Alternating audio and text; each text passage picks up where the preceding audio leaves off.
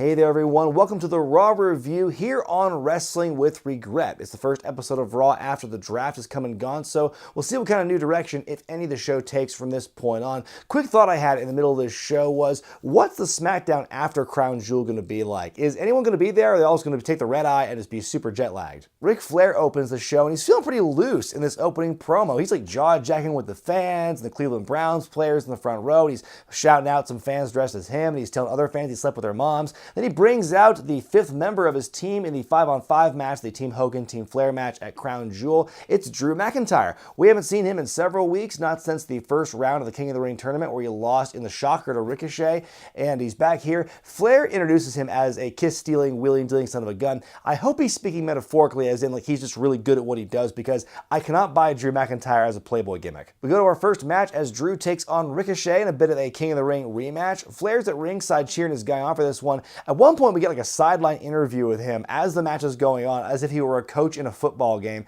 And like unhinged Flair's the best, because he is all over the place. He has no idea if he's allowed to say SmackDown when he's like calling Hogan out for something later this week. He's just so hilarious. The match itself is great, although the commentary did get a bit annoying because we got about 1,800 references to, hey guys, Ricochet's a real life superhero. Yes, we get it. Drew wins the Claymore. We get a bit of a post-match beatdown on Ricochet after the fact, including a reverse Alabama slam on the stairs. But yeah, from the opening of the show with Flair's ridiculous promo to the match itself, really entertaining first segment. The OC cut a promo backstage on their opponents for the night, the Street Profits. They heel on the city of Cleveland. AJ with the line of the promo saying, they say they want the smoke, but that's illegal here, you morons. We then get a bit of a hype package showing three of the biggest moves from the draft. That's Andrade, Buddy Murphy, and Aleister Black. We see a brooding Aleister Black promo backstage, but want to pick a fight with someone. Then we see Aleister in a match with local talent Jason Reynolds. Now, Jason gets a surprising amount of offense in this match, and really with these squash matches, any offense is surprising, but nevertheless, Aleister wins in short order with the Black Mass. It's time to see the AOP, and the P stands for promo. They promise to get violent on Raw, and the next chapter of tag team wrestling will be written in blood. Strong words. We then go to the King's Court with special guest Rusev, who Jerry Lawler says is going to break his silence about the scandalous affair between Lana and Bobby Lashley. He keeps using that specific inflection with the phrase scandalous affair, and it kind of worries me. But poor Jerry, he can't keep his furniture on the King's Court consistent from every time you see it. It's always a different throne and a different like chair or couch or something like that. Anyway, Rusev says that Bob Lashley has poisoned Lana's brain, but ultimately Rusev still wears his wedding band because he believes that Lana still loves him and everything will be okay. We then see Lana and Lashley, who I'm now going to call Lanashleypt, on the big screen. They're sitting in a fancy restaurant. For some reason, the way they're sitting, Lana looks taller than Lashley when they're both sitting down, but they're both very lovey-dovey. They say they love each other, and Lana says to Rusev, you know, I always wanted you to take me here to this fancy restaurant in Cleveland, Ohio, but you never did that. Like, you never gave me what I wanted or what I needed. So then we see Rusev back in the ring, and he's like, well, I know where they are, and so I'm going to run up and go get them. And that's exactly what he does. So we'll see where that develops. But yeah, interesting segment. I think Rusev said all the right things, but it came off a bit candido to me, if that makes any sense. The fact that he still believes that deep down, Lana's going to come back to him when we see this very obvious stuff to the contrary. Up next, Andrade takes on Cara, who we haven't seen on TV in well over a year. It's kind of funny timing because one of the big clips making the rounds on 2K20 is this moment from the story mode where Cara goes for his trampoline jump, but it breaks and he just eats on the apron. And less than 48 hours after I see that, we see Cara back on television. Coincidence? I think not. Anyway, it's actually a really good match. At one point early on, it's like Cara in true Cara fashion. It looks like a botch on some kind of body slam thing. He falls kind of weird, but besides that one little hiccup, he's in pretty good form with this matchup. Like I said, great match, but it does end in a way we've all kind of seen before with Andrade. There's the Hurricane Rana off the apron by Zelina Vega, Hammerlock DDT, rinse and repeat, Andrade wins. But be that as it may, still a really solid match. Good to see Cara back. But during the match, we see Psychosis Jr., the Black Power Ranger, Humberto Carrillo, making his Raw debut, watching the match backstage on the monitor. Then after the match, he's interviewed about what he just saw. He puts over Cara and Andrade, and he says Andrade has what it takes to be a champion someday if I don't beat him first. Then he name drops Seth Rollins kind of out of nowhere, saying, I hope to be a champion who doesn't play with fire like Seth Rollins, planting seeds for later. Backstage, the Street Profits keep it a mystery as to who their partner is going to be in the six-man, but they do drop the hint that it's someone who does not like AJ Styles. Then we see R-Truth trying to sneak around backstage when he bumps into the Bollywood Boys. Ultimately, Samir Singh rolls him up and becomes the new 24/7 champion. Truth is seeing double for Bollywood Boys.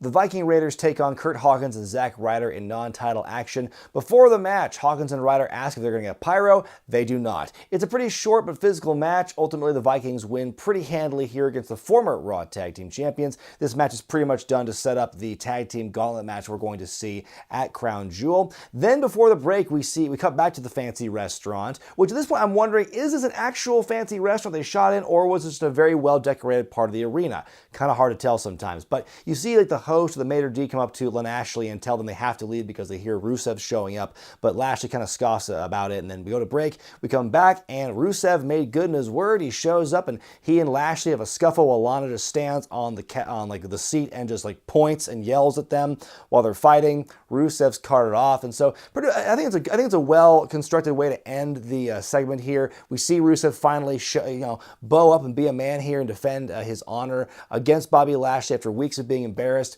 Hopefully we can see more of that as time goes on, and I think, again, this is more conflict we'll see, I think, in their 5-on-5 matches there on opposite teams in Crown Jewel, but hopefully we'll see more of that in a singles capacity in the future as well. Rey Mysterio appears to cut a promo in the ring. Dio Madden calls him the GAAAAAHHHH, which is short for greatest masked wrestler of all time, which technically that's the GAAAAAAHHH, which is only a little bit worse than the GAAAAAAHHH. Rey thanks the crowd for all their love and support over the years and calls them his family. He hypes up the Brock Lesnar, Cain Velasquez match at Crown Jewel. Paul Heyman shows up on the screen to cut a promo in Spanish and English on Rey Mysterio. Basically says that, Brock is not the same man he was 9 years ago. He's been motivated to get revenge on Cain ever since that day when he first lost to Velasquez in UFC.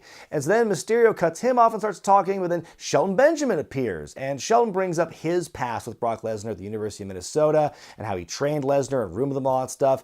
And so then he's like, what do you got to do to get a title shot around here? You got to push Rey Mysterio around. So just pushing Rey around for a bit, and all of a sudden Velasquez makes an appearance. Shelton tries to go for a takedown, but Velasquez has none of it. He grabs Shelton and makes him tap out instantly. Shelton leaves the ring gasping for air. The crowd does not pop for this as much as one would hope. I think it would have been a stronger segment if it was someone higher up than Shelton Benjamin getting the beating. As much as I enjoy Shelton, I think seeing Cain beating a bottom of the pecking order Shelton Benjamin, connection to Lesnar notwithstanding, that doesn't impress me and doesn't make me think, oh, Cain's got a shot against Brock Lesnar. I think that, I don't know who else you would have put in that position other than Shelton, but I think that it wasn't it, and the crowd response, to me, confirmed that. I do appreciate what they did with this segment, though, having lots of different layers. You had Rey, you had Heyman, you had Shelton, you had Velasquez, a lot of stuff going on here, so I applaud them for throwing as much into this thing as they could. Seth Rollins is interviewed backstage. He says that after burning down the Firefly Funhouse, that maybe now he's gotten into Bray Wyatt's head for a change. That was pretty much all we're going to get as far as like an explanation as to why he did it,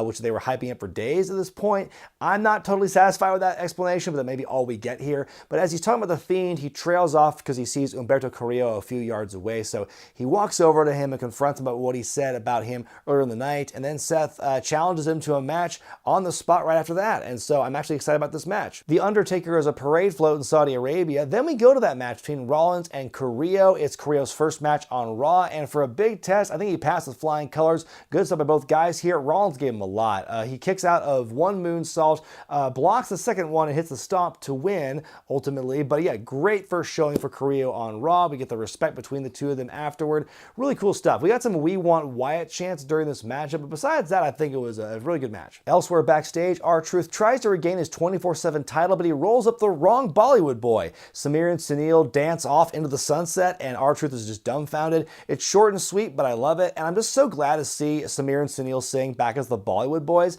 I was kind of disappointed when they debuted as Jinder Mahal's lackeys, and they were just kind of the straight-laced Singh brothers, but now they're back doing this kind of wild and crazy gimmick. I'm all for it. In your main event, the OC take on the Street Profits and question mark. The third man never shows up for the Street Profits, so it goes from being a 6-man tag to a straight-up 2-on-2. Anderson and Gallows versus Ford and Dawkins. Pretty darn good match. Then in the end, Kevin Owens shows up. He runs down and hits AJ Styles with the stunner on the outside. In the chaos and the distraction, the Street Profits win in dramatic fashion. I think it was a strong way to end the show. Like, even though it was kind of a bait and switch going from a 6-man to a regular 2-on-2, like, why did Kevin Owens wait till the end of the match to run in instead of just being in the match itself? The logic there leaves a lot to be desired, but still good for the Street Profits after being built up for months on Raw as the unofficial hosts, as it were, getting a following that way, leading into this first matchup in the main event slot, no less, and getting the assist from Kevin Owens gives them a lot of credibility. Really great debut for the Street Profits and a hell of a way to end the show. I think overall, overall, it was a fairly strong show, flowed pretty well. It covered a lot of storyline ground, not a whole lot I disagreed with. I think my favorite part about the show was it showcased a lot of like fresh talent or returning talent we hadn't seen in a while, like Drew McIntyre and Sin Cara, for example, but the fresh talent as well. Humberto Carrillo getting a huge opening statement against Seth Rollins in his Raw debut was really impressive. The Street Profits getting that main event slot and having a decisive win after an entertaining match with the assist from KO. Great stuff overall, and I think we've planted some seeds for the weeks to come. Yeah, I really enjoyed the show. But what did you think about Raw this week? Let me know in the comments section below, and give it a letter grade by going to the iCard in the corner of your screen. I'm Brian Zane, and I'll see you next time.